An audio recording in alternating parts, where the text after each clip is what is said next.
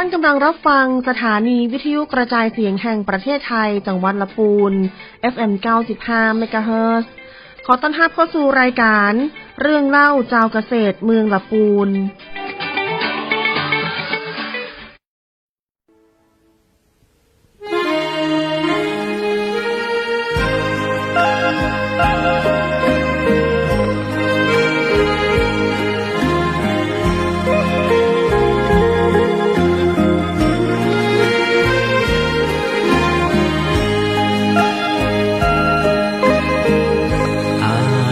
จะตายเพราะความคิดถึงน้อง คิดหาแต่น้องคิดทอดแต่น้องคนละปูนความรักมันปักในสวงลึกหัวค่ำยามดึกยิ่งเพิ่มพูนคิดถึงละปูนทุกวันเวลาถึงตัวห่างไกลหัวใจบ่เหมือนมาคิดถึงป่าสางคิดถึงความหลังที่ศพทาเคยได้ไปแอวตัวกันสงกรานต์ปีใหม่ปีแล้วมาและยังสัญญาว่าบ่เปลี่ยนใจเวลานาทีที่อ้ายห่างน้องอ้ายทุกข์หม่นมองกลัวน้องเปลี่ยนไปหากสุดที่หักจริงจากใจอ้ายขอมาตายต่อหน้าตักน้ำอ้ายจึงบ่ลืมยังคิดถึงน้องหัวใจห้ามมองคิดถึงแต่น้องบ่จางกลัวน้องจะกลายนายแน่ระแวงใจเฝ้าแต่ครวญครางภาวะผวังคิดถึงละปูน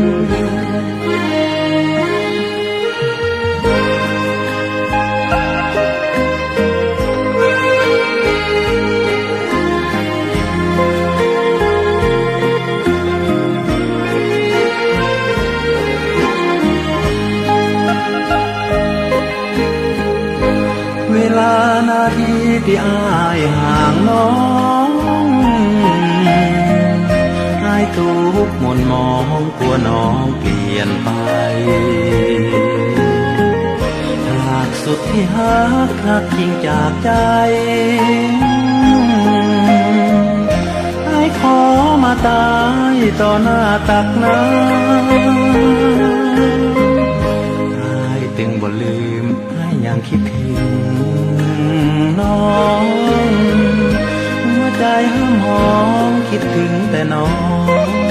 บ่จางกลัวน้องจะกลายนายแน่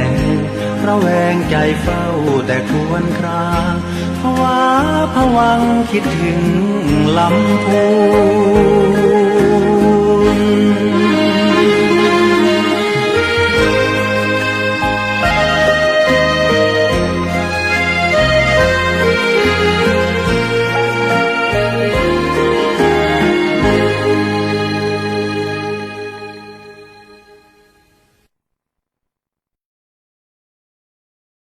สวัสดีครับคุณผู้ชมคุณผู้ฟังครับวันนี้นะครับดีเจบอยนะครับปาหมู่เฮามารู้จักกับทีมงานของกระทรวงเกษตรอีกหน่วยงานหนึ่งครับซึ่งหน่วยงานนี้นะครับลงท้ายว่ากระทรวงเกษตรและสหกรณ์วันนี้เราพานะครับคุณผู้ชมคุณผู้ฟังรายการเรื่องเล่าจากเกษตรมาที่สำนักงานสหกรณ์จังหวัดลำพูนครับพบกับนะครับผู้นำหน่วยงานครับท่านสหกรณ์จังหวัดสวัสดีครับท่านครับครับสวัสดีครับครับสวัสดีครับแนะนำครับครับสวัสดีครับทุกท่านครับผมจนภพการจนประดิษฐ์ครับสำนักสหกรณ์จังหวัดลำพูนครับครับผมสหกรณ์จังหวัดลำพูนนะครับครับอันนี้สังกัดกรมส่งเสริมสหกรณ์นะครับครับวันนี้นะครับในเดือนกุมภาพันธ์มีวันสำคัญอย่างหนึ่งนะครับสำหรับชาวสหกรณ์นะครับท่านสหกรณ์จังหวัดลองเล่าแล้วครับว่าวันสำคัญนั้นคือวันอะไรครับครับในเดือนนี้วันที่26 กุมภาพันธ์เมื่อปีพุทธศักราช 2459 ครับ นะครับถือว่าเป็นวันสำคัญ ครับ นะครับ ผม วันที่เกิดสหกรณ์แรก โอ้ครับ ของประเทศไทยเรา ของประเทศไทยเลยนะครับ โดยพระบิดาสหกรณ์ก็คือพระเจ้าวรวงศ์เธอพระองค์เจ้ากรมที่เราเรียกกันว่ากรมหมื่นพิทยาลงกรณ์ กรมหมื่นพิทยาลงกรณ์ ครับ นะครับ ซึ่งในจังหวัดลำพูนเรานะครับ ก็มีสหกรณ์หลากหลายรูปแบบ หลากหลายรูปแบบ ครับ ครับผม ด้วยสำนึกในพระมหากรุณาธิคุณที่พระองค์ท่านได้นำระบบสหกรณ์แบบไร้ไฟเส้นมา ไลฟ์ไฟเส้นแสดงว่าไม่ใช่ของเรานะครับท่านจากกจ ไม่ใช่ครับเป็นรูปแบบสหกรณ์หาทุนแบบไร้ไฟเส้น โอ้มาตั้ง มาใช้ซึ่งมันมีความเหมาะสมกับเศรษฐกิจของประเทศเราในขณะนั้น โอ้ครับผม แล้วเมื่อปีนี้พระองค์ท่านปี 2459 59 พระองค์ท่านทรงดำรงตำแหน่งนายทะเบียนสหกรณ์พระองค์แรก ครับผม และได้ตั้งสหกรณ์การเกษตรขึ้น ครับผม ซึ่งเรียกว่าสหกรณ์วัดจันทร์ไม่จำกัดสินใช้อยู่ที่จังหวัดพิษณุโลก ตั้งสหกรณ์แห่งแรกขึ้น ครับ อ๋อครับผมในวันที่ ในวันที่ 26 กุมภา กุมภาพันธ์ 2459 ครับ ครับผมก็เลยคิดวันก็เลยยกเอาวันนี้เป็นวัน เป็นวันสหกรณ์แห่งชาติ เป็นวันสหกรณ์แห่งชาติ ครับ นะครับเพราะฉะนั้นเนี่ยนะครับพ่อน้องว่าแต่ละกิจกรรมที่เราเห็นสหกรณ์ทั่วไปนะจะน้อมเอาวันนี้เป็นวัน ถูก ส ต้อง หกรณ์แห่งชาตินะครับ ทีนี้อยากให้ท่านสกจเล่าถึงกิจกรรม แต่ก่อนที่จะถึงเล่าถึงกิจกรรมเนี่ยอยากทราบสหกรณ์เนี่ยมันมีกี่ประเภทมันมีอย่างห้องอะไรยังไงลองเล่าให้พี่น้องคุณผู้ชมคุณฟังด้วย สหกรณ์ในประเทศไทยเนี่ยนะครับ เราแบ่งเป็นประเภท ครับ ประเภทเนี้ยเราจะจำแนกเป็นกิจกรรม ครับ และความต้องการของผู้ที่จะก่อตั้ง อ๋อครับผม ระบบสหกรณ์เนี่ยนะค ครั รับบ มันเป็นระบบที่เป็นของ อืม ผู้ถือหุ้นโดยตรง ผู้ถือหุ้นโดยตรง เราแบ่งประเภทสหกรณ์มีทั้งหมด 7 ประเภทครับ ครับมีอะไร ประเภท บ้างครับ แรกเนี่ยก็คือประเภทสหกรณ์การเกษตร การเกษตร ครับ ครับผม ประเภทที่2สหกรณ์นิคมครับ นิคมอันนี้มหันต์มีในลำพูนเนาะ ลำพูนเราไม่มีสหกร ไม่ ณ์ มี นิคมครับ แต่ถ้าปีเชียงใหม่มันจะมี ถ้ามีเชียงใหม่มีสหกรณ์นิคมนี่ก็จะเหมือนโครงการคอทชดีๆนี่เอง อ๋อจัดสรรที่ดิน จัดสรรที่ดินให้ ในสมัยก่อน ครับที่ดินเป็นของรัฐ ครับ แล้วรัฐเนี่ยก็มาแบ่ง ครับ เพื่อให้เกษตรกรหรือชาวบ้านที่ไม่มีที่ดินทำกิน ครับอ๋อ เข้ามา ครับ เป็นเจ้าของสิทธิ์ในการทำกิน โอ้ครับอันนี้ ะครับ ครั สา บ ธารณูปโภคต่างๆ เหมือนเมืองหนึ่ง เมืองหนึ่งอันนี้ต้องเป็นทำการเกษตรในขั้นก่อนหรือว่าทำนิคมอุตสาหกรรม เป็นการเกษตร เป็น คบ การเกษตร ถ้ในภาคของกระทรวงเกษตร อ๋อ นิคมสหกรณ์จะทำอาชีพเกษตรเท่านั้น เท่านั้นนะครับ ครับ เพราะฉะนั้นสากลประเภทการเกษตรสากลนิคมสากลอย่างต่อไปครับ สหกรณ์ประมงครับ ประมงอันนี้ลำพูนทองมีกับ ลำพูนเรามีครับ บะหมี่เพราะว่ามันเหมือนกับที่ ครับ ภาคใต้เนาะท่าน ครั สา บ กลจังหวัด ภาคใต้จะ เต็มหมดเลย ครับห นะ รื ครับ อภาคเหนือเนี่ยก็มี มี ประมงเนี่ยมันมีประมงน้ำจืด อ๋อ กับประมงน้ำเค็ม ครับ ถ้าภาคเหนือเราจังหวัดที่มีที่เห็นเลยนะครับ อ่า พะเยานี่มี พะเยานี่มีนะฮะ พะเยานี่มีสหกรณ์ประมง ครับ ประมงเนี่ยคือสมาชิกส่วนใหญ่ก็จะทำอาชีพ อ้าว เกี่ยวกับเลี้ยงปลาเลี้ยงสัตว์น้ำ พวกสัตว์น้ำ ครับเชียงรายเนี่ยมี เชียงรายมี แต่ลำพูนเราไม่มีครับ มามีด้วยเนาะครับ อันนี้เกษตรไปละนิคมละประมงประเภทต่อไปครับสกจครับ สหกรณ์บริการครับ บริการอันนี้ ครับ อย่างพวกเนี้ยเห็น ส ชั ห ด กรณ์บริการที่เห็นชัดๆก็คือจังหวัดเราเนี่ยคือสหกรณ์ผู้เดินรถหรือนี้ ครับ ครับ ผู้โดยรถ ซึ่ง ดี ทำหน้าที่ให้บริการ อ่า ในด้านขนส่งเนี่ยครับ อ๋ออันนี้สากลบริการนะครับประเภทที่5ครับสกจครับ ประเภทที่5เนี่ยประเภทก็คือสหกรณ์ร้านค้า ร้านค้า ในจังหวัดเราไม่มีประเภทนี้ครับ อ๋อครับ ครับ ส่วนมากจะเห็นอยู่ในมหาวิทยาลัย ม นะ หาวิทยาลัยใช่ ประเภท คบ ร้านค้านะครับอ่า แต่ในสำนักงานสหกรณ์จังหวัดเนี่ย อ่า ก็นำระบบของสหกรณ์ร้านค้าเนี่ย อ่าครับ ไปเผยแพร่ในโรงเรียน อ๋ออย่างร้านสากลของนักเรียนเนี่ยนะ ใช่ครับใช่ อันนี้ ครับ เป็นโมเดลเพื่อละอ่อน ใช่เป็นโมเดล ในระบบ ให้ละอ่อน ฝึกฝนต่าง รู้จักฝึกฝนรู้จัก อ่า หารายได้จากวิชาการต่างๆ ที่คุณครูเสริมให้เด็ก ๆอ๋อก็คือน ำมา ครับ ขาย เพราะนั้น นะครับ เราฝึกอื้อละอ่อนใช่ไหมครับท่านสกจ ครับ ว่า เราฝึกให้เด็กๆเนี่ยได้เรียนรู้ ครับ ความเป็นเจ้าของ ถูกต้องครับ และก็เป็นผู้ใช้บริการ ครับ ในตัวเองเลย ในตัวเองเลย ในตัวเองเลยนะร้านสากลนะมัน ครับ ครับ ประเภทต่อมาครับท่านสากลจังหวัดครับ ประเภทนี้ถือว่าเป็นสหกรณ์ขนาดใหญ่ ครับ ซึ่งมันมีเงินทุนในการดำเนินงานเนี่ย เยอะ ค่อนข้างสูง ครับ สหกรณ์ออมทรัพย์ ออมทรัพย์นะครับ ครับ สากลออมทรัพย์นี่จะเห็น ถ้าเป็นพวกครู ครับ ตำรวจ ครับ อันนี้มีในจังหวัด ครับ นะครับนะฮะ สหกรณ์ออมทรัพย์ในยวัตถุประสงค์ที่มันมีสหกรณ์ประเภทเนี้ยก็คือเป็นเพื่อให้องค์กรแต่ละองค์กร ได้มีส่วนในการบริหารนะครับ ครับ องค์กรแต่ละองค์กรเนี่ยคือ คนที่เป็นสมาชิกพวกเนี้ยจะเป็นผู้ที่มีรายได้ประจำ อ๋อครับ เหมือนพวกเราเนาะ อ่า เป็นข้าราชการมีรายได้ประจำ อ่า เดือนชนเดือนถือว่าบุญ ครับ เพราะฉะนั้นเนี่ยการที่จะสร้างฐานเศรษฐกิจของประเทศได้ ครับ มันต้องอยู่ที่ตัวเราละ อืม ซึ่งระบบสหกรณ์เนี่ยคืออันแรกเลยที่เราต้องคำนึงถึงเนี่ยคือการช่วยเหลือตัวเอง เพราะฉะนั้นระบบสหกรณ์ออมทรัพย์เนี่ยนะครับถ้าเราจะรู้จักช่วยเหลือตัวเองในขณะที่เรามีอาชีพหลัก ฮะ คือผู้ที่มีรายได้ประจำเนี่ย ครับ สิ่งหนึ่งที่เราจะต้องคำนึงถึงรู้จักแบ่งรายได้ โอ้ ส่วนหนึ่งถือหุ้นเพื่อหลักประกันในชีวิตในอนาคต ครับ สองการออม ครับ เพื่อแบ่งเพื่อจัดการชีวิตตัวเองให้มีความเป็นอยู่ที่ตามสมควรได้ อืม เรียกว่าตามสมควรน่าจะเหมาะกว่า ตามสมควรตามอัตภาพ ครับ นะครับ และสุดท้ายแล้วครับท่าน สุดท้ายคือสหกรณ์เครดิตยูเนียนครับ แล้วเป็นยังไงสากล สหกรณ์เครดิตยูเนียนเนี่ยจะดำเนินการคล้าย อืม ๆกับออมทรัพย์นะครับหลักของเขาเมื่อสมัยก่อนจะอยู่ในประเภทเดียวกัน ครับ ตอนเนี้ยเราได้แยกมา เพราะเนื่องจากว่าสหกรณ์ออมทรัพย์เนี่ยที่เราคุยกันเมื่อสักครู่เนี่ยเป็นสหกรณ์ที่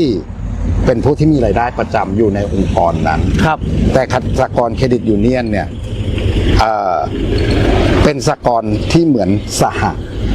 ทุกคนทุกอาชีพ ครับ สามารถเป็นสมาชิกได้ภายในแดนดำเนินงานนั้นๆ แดนดำเนินงานหมายถึงว่าขอบเขต ขอบเขตที่เขาจะบริหารงาน บริหารนั้น เมื่อก่อนตัดตั้งอย่างเช่นสหกรณ์เครดิตยูเนียนตำบลเวียงยอง ถ้ามีคำว่าตำบลเวียงยองเนี่ยตัวสมาชิกเนี่ยซึ่งเห็นถึงหลักการบริหารในเบื้องต้นเห็นว่ามันดี ครับ เพราะฉะนั้นเอาเฉพาะบ้านเราให้ดีก่อนเพื่อไปก่อให้เกิดสังคม ครับ ขยายไป เพราะฉะนั้นเนี่ยทุกคนที่อยู่ในแดนดำเนินงานไม่ว่าสายอาชีพอะไร ครับ สามารถเป็นได้เกษตรกรเป็นได้ไม่ได้อะไรอ่ะ ลูกจ้าง ลูกจ้าง ก็เป็นได้ ก็เป็นได้อย่างเงี้ยครับ แต่ขอเขาอยู่ในขอบเขต อยู่ในขอบเขต ของตำบลนั้น ของคือแดนดำเนินงาน แดนดำเนินงานนั้นนะพี่น้องพ่อแม่พี่น้องจะได้เข้าใจนะครับ ครับ เดี๋ยวเราพักฟังเพลงกันสักกรรมนะครับเดี๋ยวเรามาต่อกับท่านสากลจังหวัดนะครับ ท่านจันทภพนะครับฟังเพลงครับ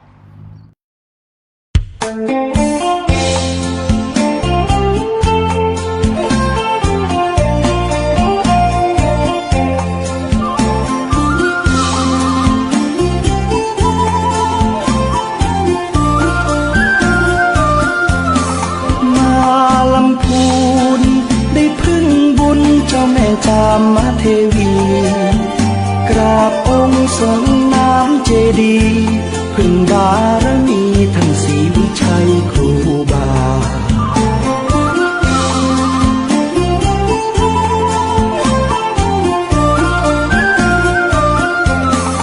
อำเภอเมืองรุ่งเรืองการพัฒนา เกษตรกรรมอุตสาหกรรมนำพา ส่งเสริมประชาให้อยู่ดีมีกิน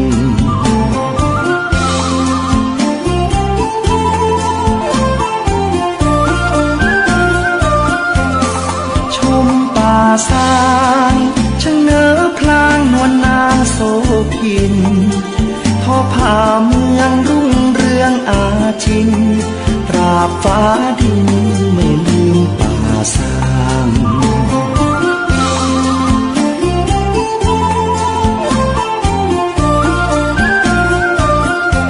บ้านโฮงเจริ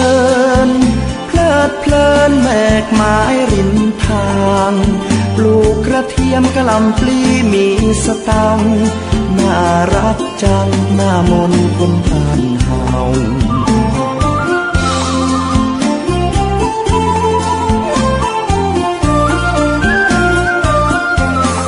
เยือนถิ่นลีเขียวขจีท้องหน้าป่าเขา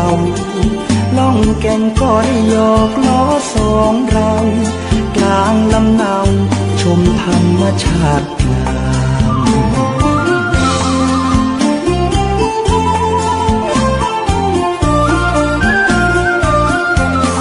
ทุ่งหัวช้างชวนน้องนางไหว้พระธาตุดอยกวางคำเมืองคนดีมีศีลธรรมจิตใจงดงามปีน้องลายดอย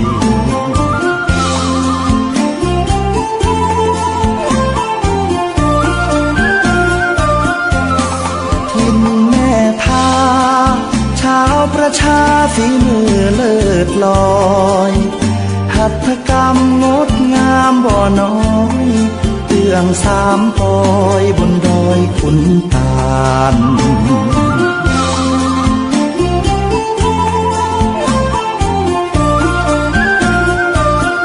บ้านที่เมืองทองคนลือคนยองนวลน้องผ่องพันงามอนงลอยกระทงสงกรานต์สืบทอดลูกหลานมานานหลายปี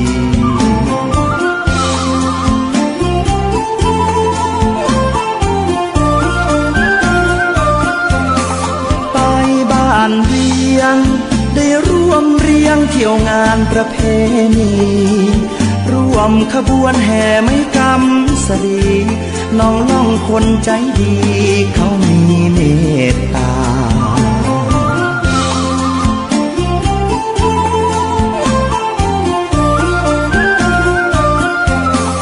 ภูมิแผ่นดิน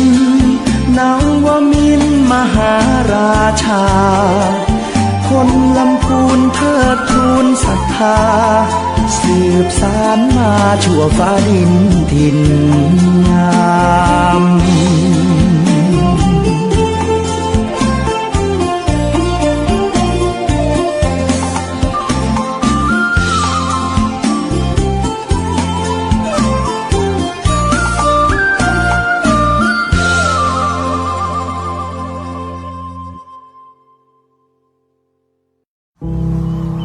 เกษตรกรผู้ยากจนคนค้าขายเป็นหนี้ไม่เกิน 2,500,000 บาทโดยนำที่ดินไปจำนองขายฝากหรือสัญญากู้เงินทั้งหนี้ในระบบที่มีคำพิพากษาและหนี้นอกระบบเราช่วยท่านได้ติดต่อขอยื่นกู้ที่สำนักงานเกษตรและสหกรณ์จังหวัดสำนักงานเกษตรอำเภอทกสทุกสาขาตามภูมิลำเนาโทร 02-280-7750 ดอกน้อยผ่อนนานสงวนที่ดินกองทุนหมุนเวียนเพื่อการกู้ยืมแก่เกษตรกรและผู้ยากจนสำนักงานปลัดกระทรวงเกษตรและสหกรณ์สำนักงานกองทุนฟื้นฟูและพัฒนาเกษตรกรหนึ่งในองค์กรสนับสนุนความมั่นคงทางด้านอาชีพเกษตรกรรมเน้นการมีส่วนร่วมแก้ไขปัญหาภายใต้วัตถุประสงค์ดูแลฟื้นฟูอาชีพและจัดการปัญหาหนี้สินเกษตรกรดังนั้นสำนักงานกองทุนฟื้นฟูและพัฒนาเกษตรกรสาขาจังหวัดลำพูนขอเชิญชวนพี่น้องเกษตรกรในจังหวัดลำพูนสมัครขึ้นทะเบียนเป็นสมาชิกหรือจัดตั้งองค์กรเกษตรกรโดยมีสิทธิประโยชน์ที่จะได้รับคือ 1. องค์กรเกษตรกรมีสิทธิขอรับการฟื้นฟูและพัฒนาเกษตรกรโดยเสนอแผนหรือโครงการฟื้นฟูและพัฒนาเกษตรกร 2. สมาชิกองค์กรเกษตรกรที่เป็นหนี้ในระบบและประสงค์ขอรับการสนับสนุนจากกองทุนฟื้นฟูสามารถยื่นคำขอขึ้นทะเบียนหนี้ได้สอบถามข้อมูลเพิ่มเติมติดต่อสำนักงานกองทุนฟื้นฟูและพัฒนาเกษตรกรสาขาจังหวัดลำพูนที่ศูนย์ราชการจังหวัดลำพูนชั้น 4 ถนนซุปเปอร์ไฮเวย์เชียงใหม่ลำปางหรือโทรศัพท์ 053-510-275 และ 080-067-1057 ทั้งนี้เกษตรกรที่มาติดต่อสำนักงานจะไม่เสียค่าใช้จ่ายใดๆทั้งสิ้นขอย้ำไม่เสียค่าใช้จ่ายใดๆทั้งสิ้น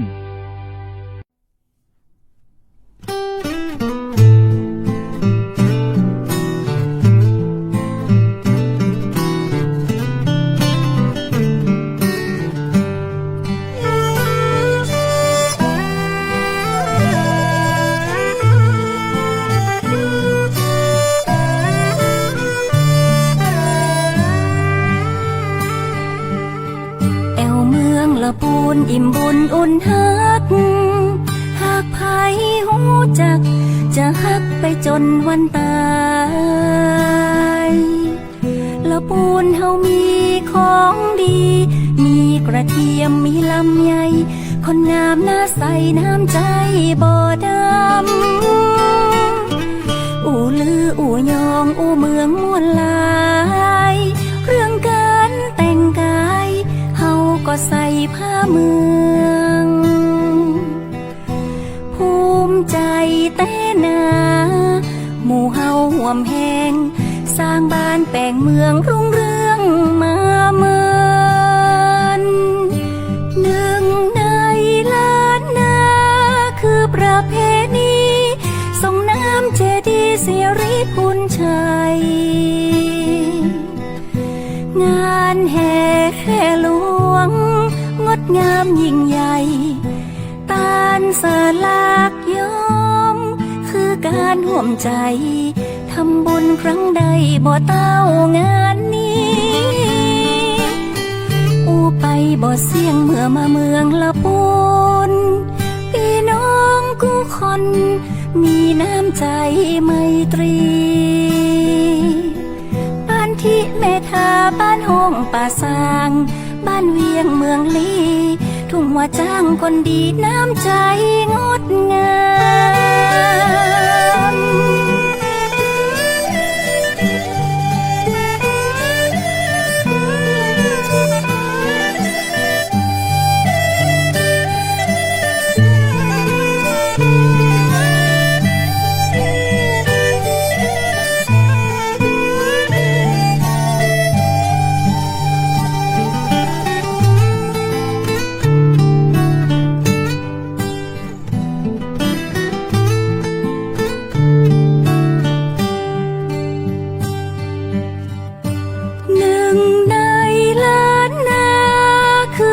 เพณี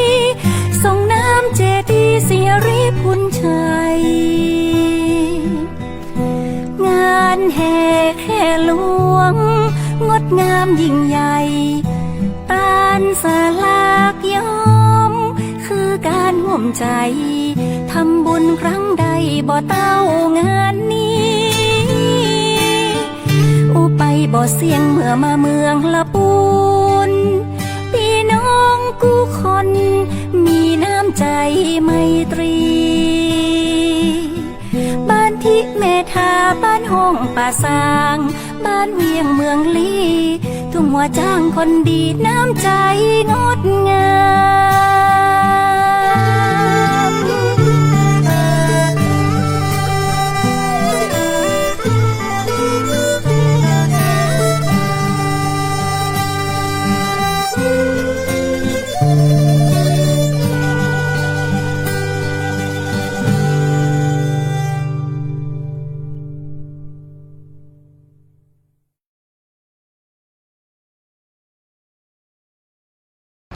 ครับหลายๆคนนะครับที่ประกอบอาชีพธุรกิจส่วนมากเนี่ยจะคุ้นเคยกับพาณิชย์เนาะสำนักงานพาณิชย์จังหวัดไปจดทะเบียนห่างร้านบริษัทอะไรต่างๆนะครับหุ้นส่วนแต่ถามว่าสากลเนี่ยเป็นองค์กรธุรกิจไหมหรือเป็นองค์กรสงเคราะห์หรือว่ายังไงเป็นรูปแบบไหนครับท่านสากลจังหวัดครับสากลเหรอครับในเนื้อแท้จริงๆเนี่ยครับสากลเนี่ยมันเป็นองค์กรนิติบุคคลนะครับมีกฎหมายรองรับมีกฎหมายคุ้มครองเพราะฉะนั้นเนี่ยตัวของสากลเนี่ยถามว่าเป็นองค์กรธุรกิจไหมใช่ครับใช่นะครับแต่เป็นธุรกิจในบ้านถ้าเราเปรียบเทียบนะในบ้านครับถ้าในบ้านเนี่ยมันมีด้วยหลักของมันเนาะทุกคนอยู่ในบ้านช่วยกันครับไม่ว่าทุกด้านการทำมาหากินการหารายได้เมื่อมีรายได้แล้วการที่จะสร้างอนาคตมันใช้ระบบสหกรณ์เนี่ยเข้ามาอย่างที่เราได้พูดคุยกันในเรื่องระบบออมทรัพย์เกษตรหรือทุกสหกรณ์เนี่ยในสิ่งที่มันควรเกิดคือเมื่อมีมันควรจัดสรรพอจัดสรรแล้วเนี่ยในระบบสหกรณ์เนี่ยที่ว่าเป็นเศรษฐกิจก็คือเศรษฐกิจในครัวเรือนทำบ้านเราให้ดีเมื่อทำบ้านเราให้ดีแล้วเนี่ยสังคมมันจะดีเศรษฐกิจมันจะดีตามไปเพราะฉะนั้นเนี่ยระบบสหกรณ์เนี่ยมันคือเสน่ห์มันคือบ้านที่มีความมั่นคงมันมีบ้านที่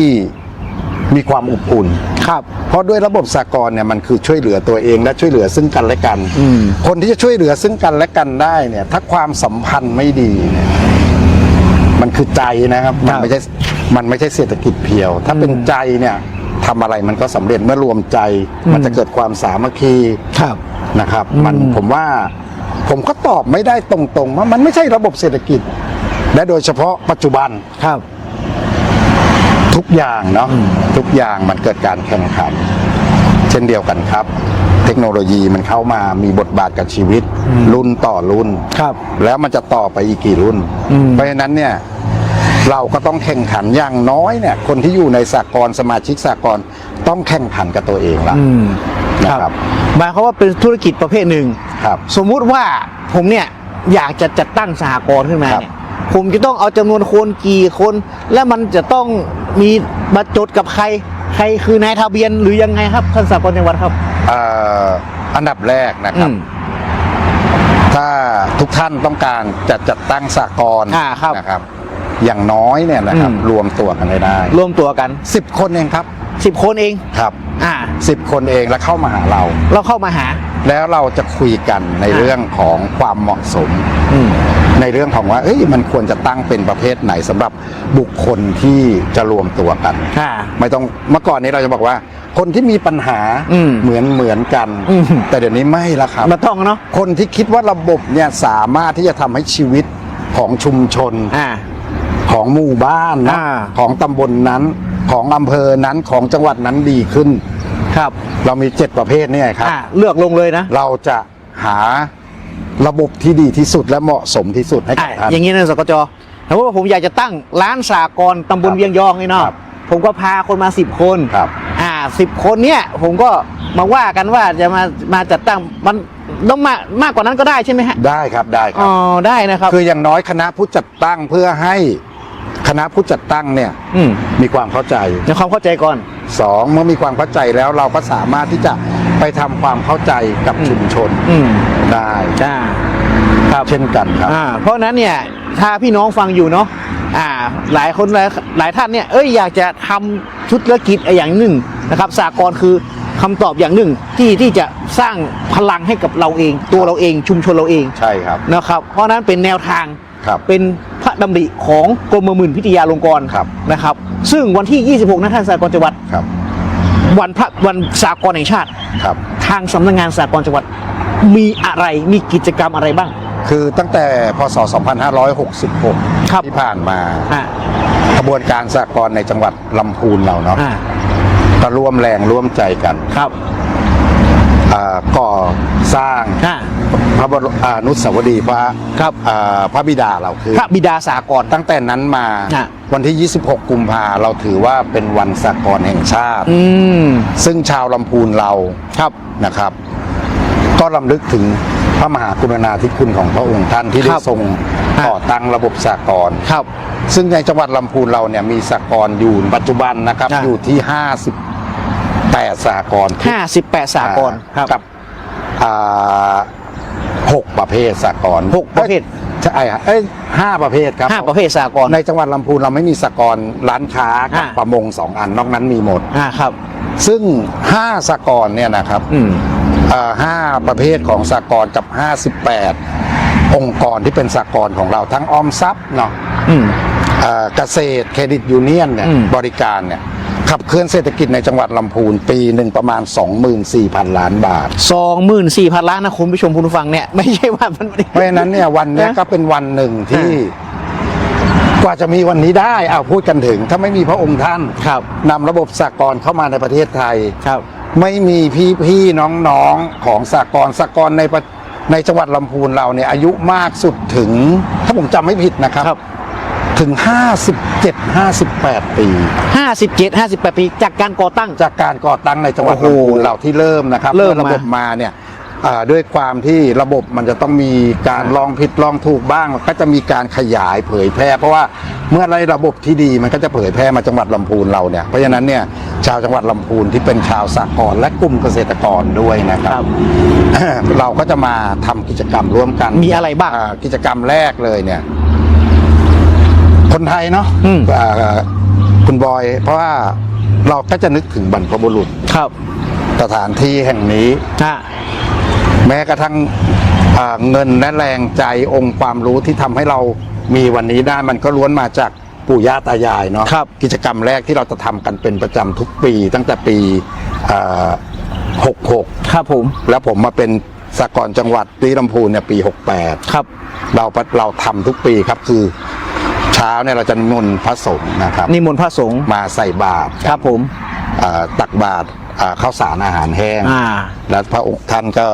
จะมาให้ศีลให้พรตรวจน้ำให้บรรพชนทั้งหลายเนาะ ครับผม ผู้ที่มีบุญคุณต่อระบบสหกรณ์ ครับ ผู้ที่มีบุญคุณต่อสหกรณ์ ครับ ผู้ที่มีบุญคุณต่อสำนักงานสหกรณ์จังหวัด ครับ หน้าที่แห่งนี้เหมือนกันถ้าไม่มีท่านเหล่านี้นะครับ ของเราคงไม่มีที่อยู่ที่ดีอย่างนี้อะ ครับ แล้วหลังจากนั้นเราก็จะมีพิธีการวางผ่านพุ่มเพื่อรำลึกถึงพระมหากรุณาธิคุณของพระองค์ท่าน ครับ องค์พระบิดาเนาะปีนี้เราได้เรียนเชิญท่านผู้ว่าราชการจังหวัดลำพูนของเราเนาะ ครับ ซึ่งท่านจะตอบรับ จ้ะ ท่านก็จะมาเป็นประธาน อืม เพื่อแล้วมาเป็นขวัญและกำลังใจให้กับบรรดาของผู้นำสากลเนาะ อืม สมาชิกสากลกรรมการสากลและฝ่ายจัดการ ครับ นะครับ แล้วก็ท่านรองเบญจวรรณ อืม ท่านรองก็บอกว่าถ้าท่านไม่ติดอะไรท่านจะขอเข้ามาเพื่อที่จะมาชื่นชมเนาะ ครับ แล้วก็ให้กำลังใจด้วยครับ ครับผม หลังจากนั้นเราก็จะเป็นการแข่งกีฬากัน ครับ เพื่อสร้างความสมัครสมานสามัคคี สร้างเครือข่าย เครือข่ายมันเป็นอยู่ มีอยู่แล้วนะครับ มันเป็นอยู่แล้ว กระชับ ในจังหวัด กระชับ ลำพูน เครือข่าย เราเนี่ยมันจะมีเครือข่ายโดยอัตโนมัติจากที่ นะ ผ่านมา ครับ สหกรณ์โคนมมีปัญหา อ่า สหกรณ์ประเภทอื่นก็ช่วยในการที่จะบริโภคนมกล่องที่ไปผลิต อืม เนาะรับไปเป็นตัวแทนจำหน่าย เพื่อกระจายไปสู่เกษตรกรไปสู่กระจายไปสู่สมาชิกกระจายไปสู่ประชาชนทั่วไป ครับ จนให้เราสามารถแก้ไขปัญหาได้ อืม ไปในทิศทางที่ดีตอนแรกเราคิดว่าเราต้องมีปัญหาหนักแน่ปรากฏว่าพอรวมพลังละ อืม มันสามารถที่จะทำให้สหกรณ์นั้นไม่มีปัญหาอะไรเลย ครับ ผลประกอบการก็ดีขึ้น อ่า เพราะฉะนั้นเนี่ยการที่มีกีฬาเนี่ยมันเหมือนวันที่เรามา พบปะกัน พบปะกันเหมือนปีใหม่เมืองครับ อ๋อปีใหม่เมือง ลูกหลานที่อยู่ที่ไหนก็มา ครับผม เพราะว่าปีหนึ่งเราจะมีโอกาสเจอกันครั้งหรือ2 ครั้งเท่านั้นเองครับ ครับผม ครับ เอาละครับ รายการของเราก็ได้มาถึงช่วงสุดท้ายแล้วนะครับ ผมก็วันนี้ต้องขอบพระคุณนะครับ ครับ ท่านสหกรณ์จังหวัด ขอบคุณครับ นะครับ แล้วก็นะครับส่งสารให้พ่อแม่พี่น้องนะครับ วันที่ 26 กุมภาพันธ์นี้เป็นวันสหกรณ์แห่งชาติครับ ขออนุญาตจบรายการไปแล้วครับลำพูนไม่ลำพังรวมพลังเพื่อลำพูนสวัสดีครับ ครับครับ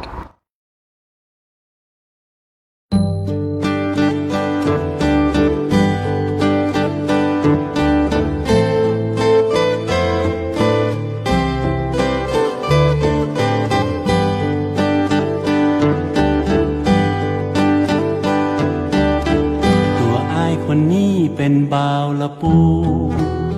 เมืองเก่าเมืองบุญ เมืองอาริบุญใจ เมืองน้ำใจ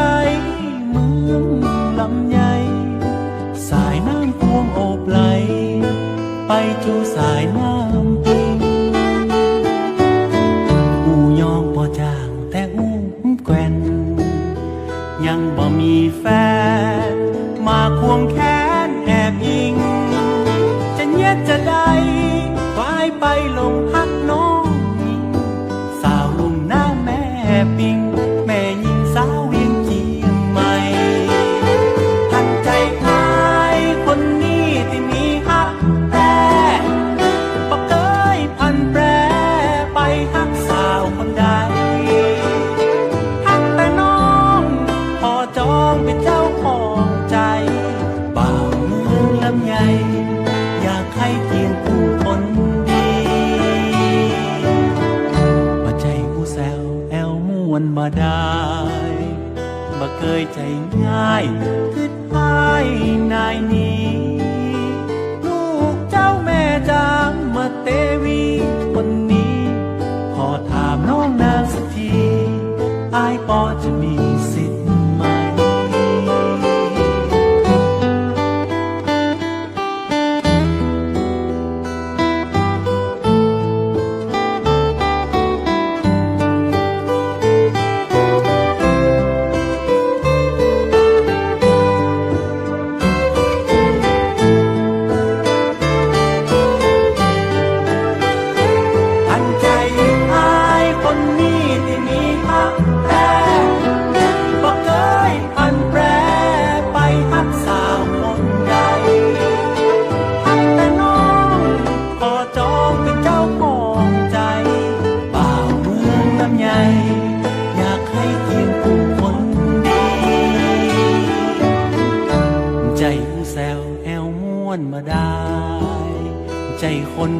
ง่ายคือหายนายนี้ลูกเจ้าแม่จ้ามาเตวีคนนี้พอถามน้องนางสักทีอ้ายพอจะมีสิทธิ์ไหมลูกเจ้าแม่จ้ามาเตวีคนนี้พอถามน้องนางสักทีอ้ายพอจะมีสิทธิ์พ่องก็หา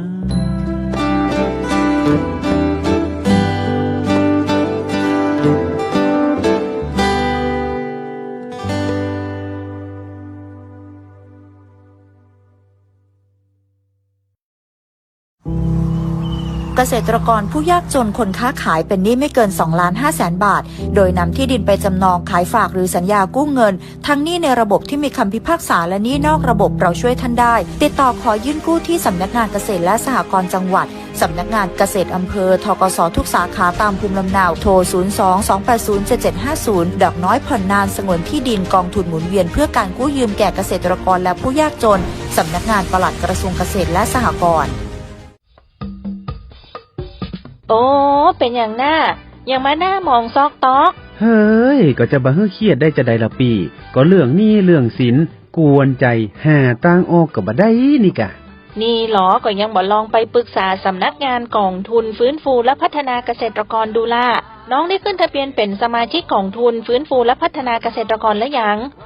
อย่างหูแหน่ละนี่ถ้าเป็นสมาชิกแล้วมีหนี้ในระบบเกี่ยวกับการเกษตรเขาสามารถยื่นขอขึ้นทะเบียนหนี้กับสำนักงานกองทุนฟื้นฟูและพัฒนาเกษตรกรสาขาละกุลเฮาได้เนอะเปิ้นจะคือคำปรึกษาหรือช่วยแก้ปัญหาหนี้สินของเกษตรกรตัว โอ้ยมีจะนี่ตัวกาถ้าเฮาบ่มีหนี้สินหรอเปิ้นจะมีอะหยังมาส่งเสริมสนับสนุนเกษตรกรก่อมีเหมือนกันเขาก็ไปสมัครเข้าองค์กรหรือจัดตั้งกลุ่มใหม่รวมกันมาน้อยกว่า50คนก็ได้แล้วก็ไปขอรายละเอียดยื่นเสนอแผนและโครงการเพื่อฟื้นฟูและพัฒนาอาชีพของเฮาแต่บ้านเฮาก็รวมกลุ่มกันเป็นสมาชิกอยู่หลายคนแล้วนะโอ้แต่กะแล้วจะติดต่ออย่างใดนี่สำนักงานเปิ้นตั้งอยู่ที่จันทร์4ศูนย์ราชการจังหวัดละปุนหลังใหม่ติดถนนซุปเปอร์ไฮเวย์นั่นเนาะจะโทรไปก่อนก็ได้นะเอาจดเบอร์โทรเนอะ0535102275หรือเบอร์โทรศัพท์มือถือก็มีเหมือนกัน0800671057โอ้ยขอบคุณหลายเนอะปีแต่นี่หมู่เฮาก็มีตังออกบ่ต้องเครียดแล้วเดี๋ยวผมจะฟังจวนจมูไปติดต่อพอเนอะปีเข้าใจไปเนอะเกษตรกรเฮาที่ไปติดต่อบ่ต้องเสียค่าใช้จ่ายใดๆทั้งสิ้นเนอะ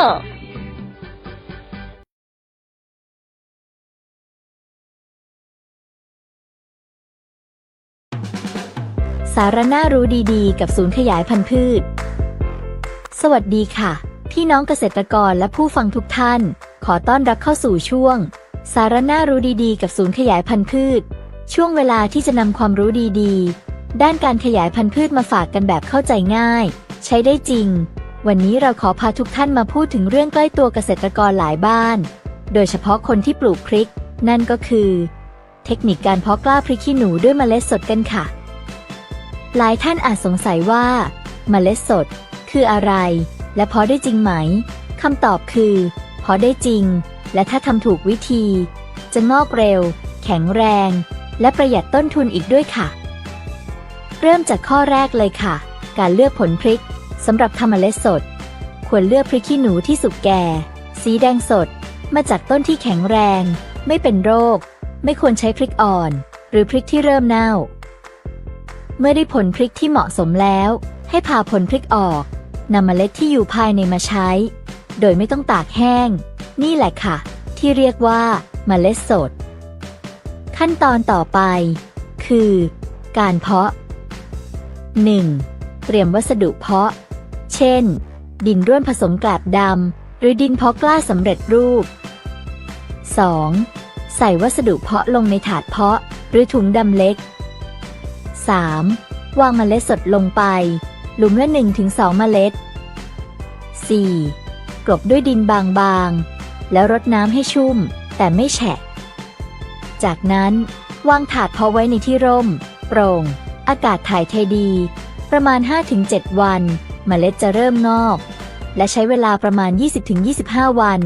ก็จะได้กล้าพริกที่พร้อมย้ายปลูกแล้วค่ะ ข้อดีของการใช้เมล็ดสดหลายคนอาจคิดว่า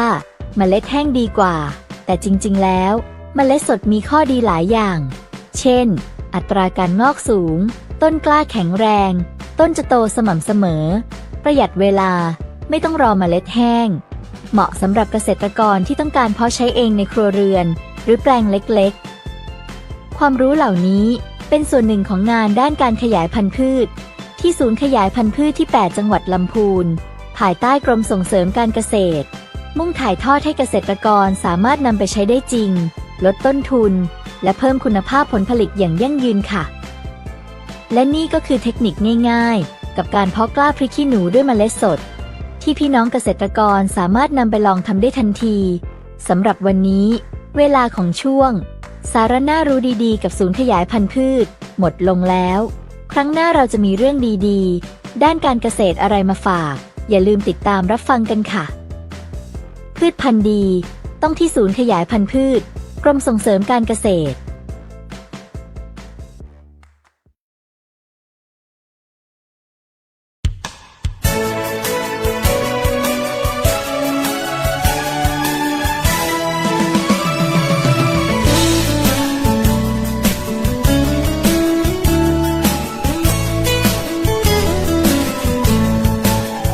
นครลำพูนแดนดินถิ่นสวรรค์ช่างงามการทำจังนั้นดังเมืองในฝันฉันเยือนมาน้ำกวงทาลีนาทีชื่นช่ำอุราเธอทูลกราบไหว้บูชาองค์ครูบาศรีวิชัยทาริพุนชัยวิไลรุ่งเรืองป่าสร้างมีผ้าพื้นเมืองทอด้วยมือเลื่องลือไกลแม่ทากล่าวขานเรื่องการแกะสลักไม้เกษตรกรรมยิ่งใหญ่เรายกให้บรรพงมานานถิ่นอำเภอลีนั้นมีป่าไม้สมบูรณ์ทุ่งหัวช้างอบอุ่นขุนเขาศพเทิมตรึงงานวัดหลวงลำพูนทุกปีทำบุญร่วมงานนมัสการทรงน้ำพระธาตุธาริพุนชัยเรื่องลือมานานเปรียบปานแผ่นดินทองงามจริงถิ่นเวียงน้องล่องทุ่งรวงทองเมื่อมองถึงใจบ้านที่ชวนฝันเปรียบดังสวรรค์อำไพเมืองนี้มีมนต์ดลให้ฉันประทับใจในลำพูน